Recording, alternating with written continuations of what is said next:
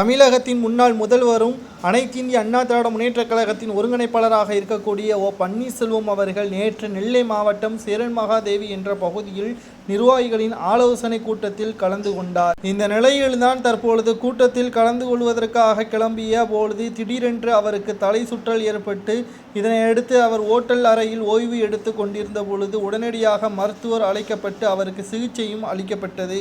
மேலும் உடல்நிலை மிக மோசமாக இருந்ததன் காரணமாக சென்னைக்கு கொண்டு சென்று மிகப்பெரிய மருத்துவமனையான அப்பல்லோ மருத்துவமனையில் பன்னீர்செல்வம் அவர்கள் அனுமதிக்கப்பட்டிருக்கிறார்.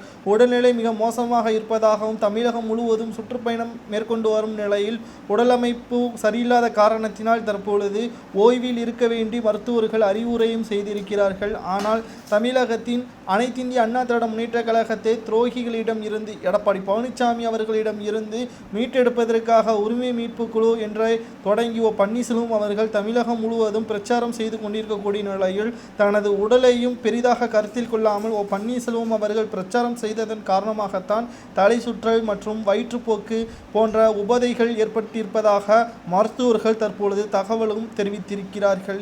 இந்த நிலையில்தான் நாடாளுமன்ற தேர்தல் வருவதற்கு இன்னும் 3 மாதங்களே இருக்கக்கூடிய நிலையில் பன்னீர்செல்வம் அவர்கள் தற்பொழுது பிரச்சாரம் செய்வது மிகப்பெரிய அளவில் வாய்ப்பாக அமைந்தாலும் நன்மையை சேர்ந்தாலும் அதற்கு முதலில் உடல் வலிமை பெற வேண்டும். இதற்காக 2 நாட்கள் மருத்துவர்கள் ஓய்வில் எடுக்க செய்திருப்பதாகவும் மருத்துவமனையில் தற்பொழுது போலீஸ் பாதுகாப்பும் போடப்பட்டிருக்கிறது. அனைத்து இந்திய அண்ணா திராவிட முன்னேற்ற கழகத்தில் இருந்து எடப்பாடி பழனிசாமி அவர்களால் OPS அவர்கள் நீக்கப்பட்டதாக கூறப்பட்ட நிலையிலும் தான் அதை பெரிதாக கருத்து கொள்ளவில்லை. காரணம், அதிமுகவை உருவாக்கியவர் எடப்பாடி பழனிசாமி கிடையாது. ஒட்டுமொத்த அதிமுகவில் இருக்கக்கூடிய தொண்டர்கள் என்னை ஆதரிக்கிறார்கள். அது மட்டும் பொழுதும் கோவையில் மிக பிரமாண்டமாக மாநாடு நடைபெறும். அதில் நிச்சயமாக OPS அவர்களுக்கு ஆதரவாக பல லட்ச தொண்டர்கள் கலந்து கொள்வார்கள் என்று வைத்திலிங்கம் அவர்கள் கூறியுள்ளார். தற்பொழுது மருத்துவமனையில் இருக்கக்கூடிய OPS அவர்களை பாதுகாப்பதற்காக காவல்துறைகளும் குவிக்கப்பட்டிருக்கிறது.